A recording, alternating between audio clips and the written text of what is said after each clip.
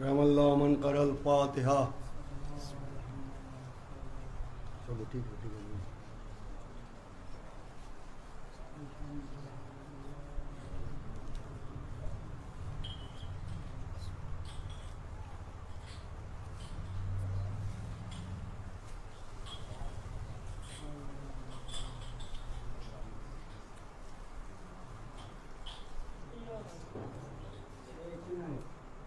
اعوذ باللہ من الشیطان اللعین الرجیم. بسم اللہ الرحمن الرحیم.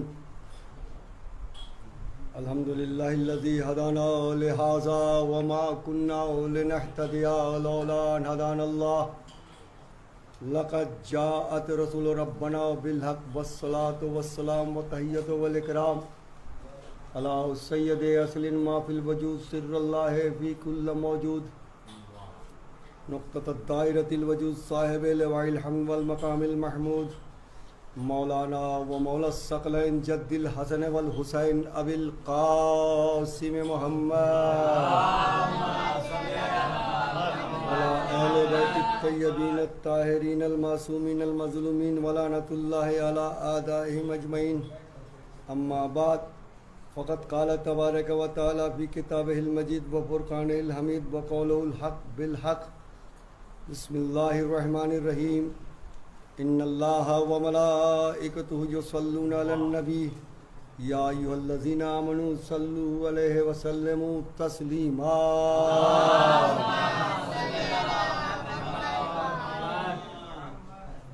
عزاداران سید الشہداء، اس عزا خانے میں شفاعت معصوم کے عنوان پر یہ مجالس آپ کے بہترین جذبہ ایمانی کی نظر ہے.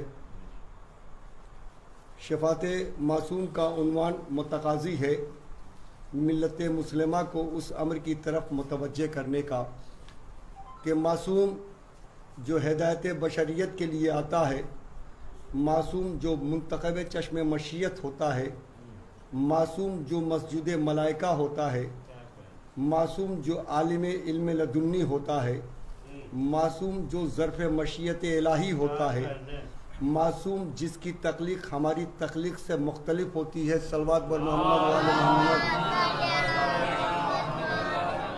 عزیزو، معصوم کو سب سے بڑی فضیلت یہ حاصل ہوتی ہے کہ معصوم کو اذن خدا حاصل ہوتا ہے. ارشاد ہوتا ہے یا ایھا النبی انا ارسلناک شاہدا و مبشرا و نذیرا و داعیا الی اللہ باذنہ و سراجا منیرا. حبیب، ہم نے آپ کو اپنا شاہد بنا کر بھیجا، بشیر بنا کر بھیجا، نذیر بنا کر بھیجا، اور ہم نے آپ کو اللہ کی طرف بلانے والا بنا کر بھیجا. بے اذن نہیں کہ آپ بندوں کو اللہ کی طرف بلاتے ہیں ہمارے اذن سے، تو ہمیں دیکھنا یہ نہیں ہے کہ بندوں کو اللہ کی طرف بلا کون رہا ہے، بلکہ دیکھنا یہ ہے کہ اذن الہی کا حامل کون ہے. صلوات. تو جیسے ہی اللہ بندوں کو دعوت حق دینے کے لیے اپنی جانب سے اذن عطا فرمائے، تو جب اللہ کے اذن سے وہ بندوں کو اللہ کی طرف بلا رہا ہے تو اس کے عدل کا تقاضا ہے کہ حق شفاعت بھی اس کو عطا کرے جسے اذن عطا کیا ہے. اس لیے کہ جو بندے اللہ کی طرف سے آئے وہ اس کے بلانے پر آئے. جب اس کے بلانے پر آئے تو اللہ کے اذن سے اس نے بلایا. جب بلایا تو بندوں کا حق ہے اس پر کہ اب اگر بندوں کے اعمال میں کوئی کوتاہی رہ جائے تو اسی کی شفاعت کا حق بھی اسی کو صاحبان اذن الہی کو پروردگار عالم کی جانب سے عطا ہوتا ہے. دیکھیں، ہمارا عقیدہ یہ ہے کہ ہم خدا کو رب العالمین مانتے ہیں. وہ عالمین کا خالق ہے. رزق وہی دیتا ہے، حیات وہی دیتا ہے، موت وہی دیتا ہے، عزت وہی دیتا ہے، ذلت وہی دیتا ہے، اقتدار وہی دیتا ہے. سب کچھ وہ عطا کرتا ہے. اسی کے قبضہ قدرت میں سب کچھ ہے. وہی مالک حقیقی ہے، وہی خالق حقیقی ہے. اس لیے تو بندہ 5 वक्त की नमाज में यकीनन पहले उसकी रबूबियत का इकरार करता है, अल्हम्दुलिल्लाह रब्बिल आलमीन कहकर सारे मुसलमान हर नमाज में सूरह फातिहा की तिलावत करते हैं। ये कुरान की सूरत है ना, इसी सूरा का यही शरफ काफ़ी है कि अगर किसी नमाज में इस सूरे की तिलावत ना की जाए तो किसी की नमाज ही नहीं होती। सल्लल्लाहु अकबर मोहम्मद वाले मोहम्मद। इस सूरे का हर नमाज में पढ़ना वाजिब है। इसका तर्जुमा तो बच्चे को याद होगा। क्या कहता है बंदा अपने अल्लाह से? तमाम हम उस अल्लाह की जो आलिमीन का रब है। इसमें बंदा खुद ही कहता है ना, इस अलहम से पहले कुल तो नहीं है भाई, जिस तरह दूसरे सूरों में है, यहाँ तो ये मसला ही नहीं। तो ये कलाम किसका है? जाहिर है कि ये सूरह नाजिल तो हुआ है अल्लाह की जानिब से, कुरान का जुज़ भी है जो कुरान में मौजूद भी है। हमारा ईमान है कि हम इसे कुरान से अलहदा भी नहीं समझते, मगर ये अल्हम्दुलिल्लाह रब्बिल आलमीन क्या खुदा ने खुद कहा? यकीनन ये खुदा ने खुद नहीं कहा, मगर कलाम खुदा का है। देखिए, अगर सूरत से पहले ये होता कि ए हबीब कुल अल्हम्दुलिल्लाह रब्बिल आलमीन, उनसे कहो कि तमाम हम्द अल्लाह के लिए है, तो बात कुछ भी ना होती। लेकिन यहाँ तो बंदा बराह रास्त अल्लाह से कहता है, ये तो बंदा कहता है खुदा से। सूरह अलहम्द की यही तो एक फजीलत है कि जिसमें बंदा अपने खुदा से हम कलाम होता है। ये सूरा जब नाजिल हुआ तो क्या इसी तरह नाजिल हुआ? तो किसी ने कहा अल्हम्दुलिल्लाह रब्बिल, तो किसने कहा अल्हम्दुलिल्लाह रब्बिल आलमीन? तो खुदा ने कहा नहीं। ये खुदा अपनी तारीफ खुद नहीं कर रहा है, ये तो बंदा कह रहा है ना खुदा से। सल्लल्लाहु अकबर मोहम्मद वाले मोहम्मद। मुफस्सिरे कुरान से पूछना ये चाहता हूँ कि ये सूरा कब नाजिल हुआ, किस वक्त नाजिल हुआ, किसने पहले कहा? खुदा ने तो कहा नहीं। खुदा भी किसका शुक्रिया अदा कर रहा है? देखे, हम्द की जाती है, शुक्र किया जाता है मकाम शुक्र पर। तो क्या खुदा खुद ही कह रहा है? नहीं, खुदा ने खुद कहा नहीं, लेकिन ये खुदा का कलाम तो है। मैं इसे खुदा का कलाम ना कहूँ तो काफिर हो जाऊँ। ये खुदा का कलाम है। फिर आज की मंजलिस में इंशाअल्लाह मालूम करना चाहते हैं आले मोहम्मद और दरबारे नजफ से रिज़्क़ इल्म की भीख मांगते हुए एक बात अर्ज करना चाहूँगा अजीज़ों, और वो इंशाअल्लाह तारीख़ी बात होगी। वो ये कि अल्हम्दुलिल्लाह रब्बिल आलमीन इस सूरह हम्द को तमाम सुन्नी शिया उलमा ने सब्बे मिन मसानी भी लिखा है। वो सूरा 2 मरतबा नाजिल हुआ। भाई 2 मरतबा नाजिल होने का क्या मतलब? बात सिर्फ ये है कि जब खुदावंद आलम ने फरिश्तों से कहा कि तुम ये अस्मा बताओ, तो उन्होंने कहा कि हम नहीं जानते। आदम से कहा तुम उन्हें बताओ, आदम ने ये अस्मा बता दिए।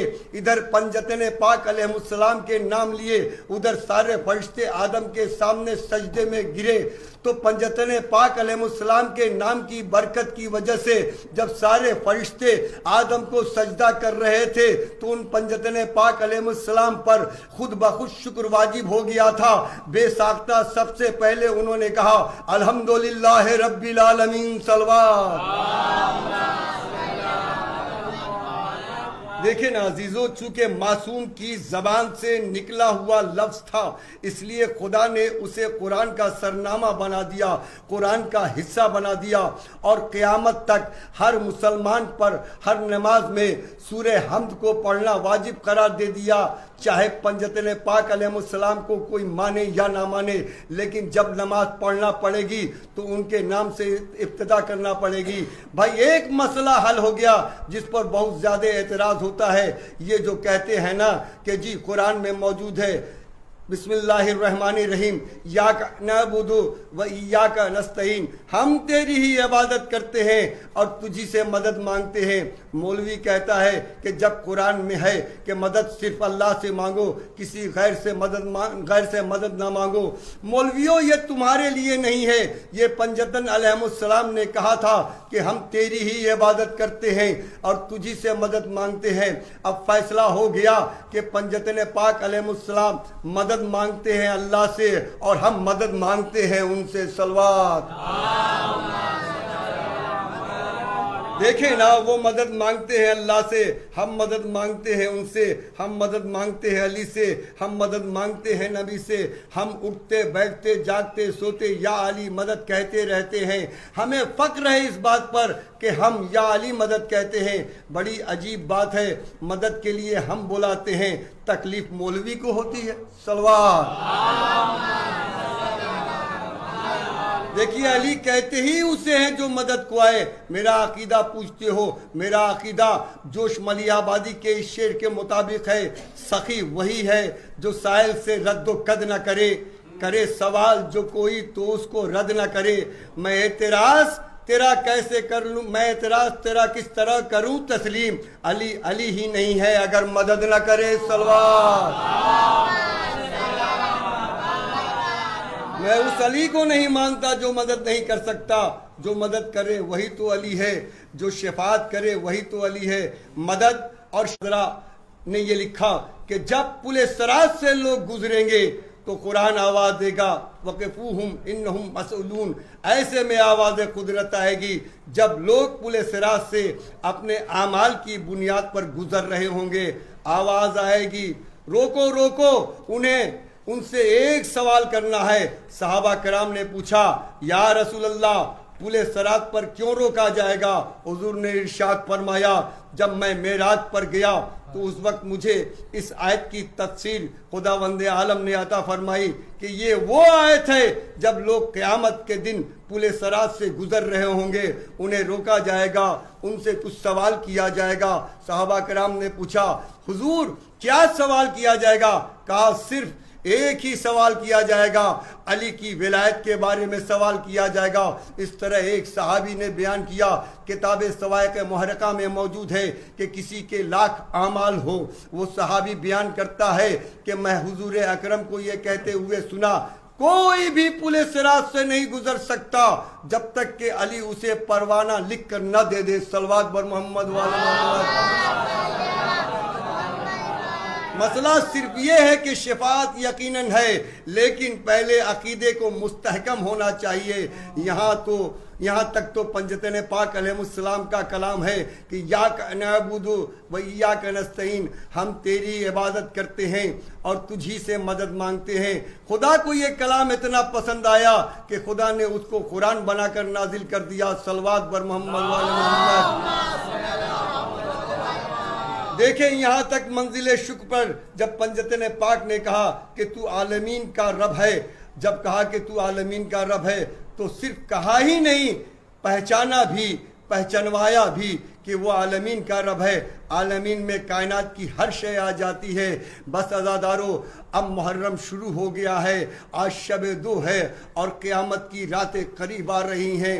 جیسے جیسے دن اور رات گزر رہے ہیں ویسے ویسے غور سے سنو، اذا خانوں میں کسی بی بی کے رونے کی آواز بڑھتی جا رہی ہے، کہیں سے آواز آ رہی ہوگی ہائے میرا پیاسا بیٹا، کسی اذا خانے سے آواز آ رہی ہوگی مدینہ اجڑ گیا، مدینہ ویران ہو گیا، حسین چھوڑ چکے مدینہ، یہ فاطمہ زہرا کا لال ہے۔ مسلمانوں سلام کیا کرو، خانہ کعبہ کی زیارت کو جاتے ہو تو حسین کو سلام کر لیا کرو۔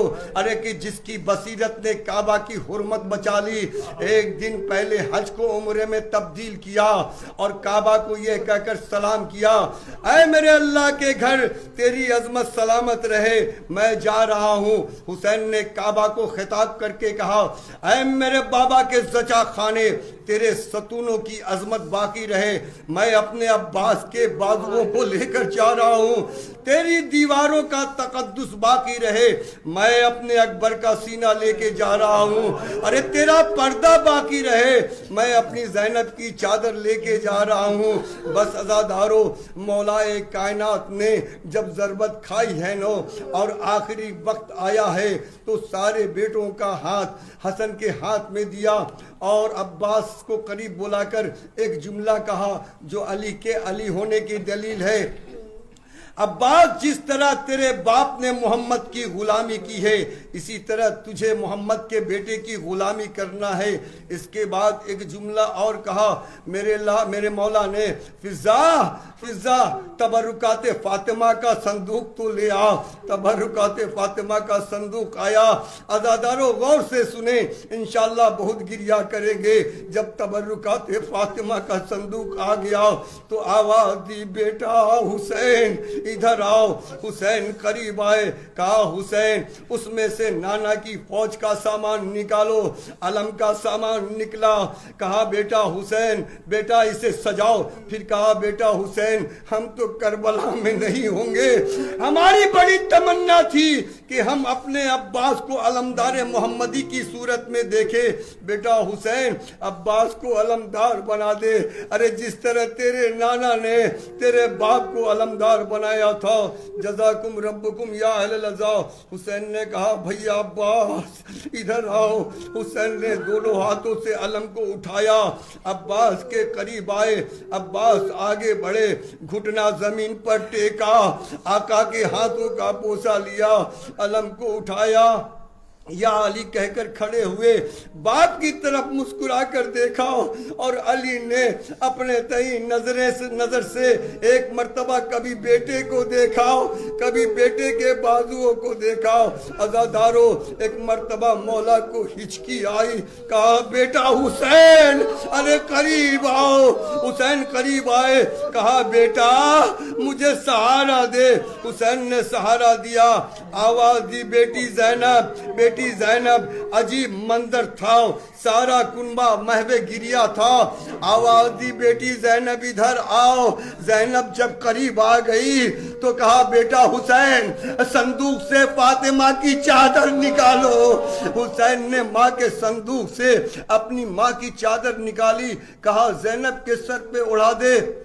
فاطمہ زہرا کی چادر حسین نے زینب کے سر پہ اڑا دی.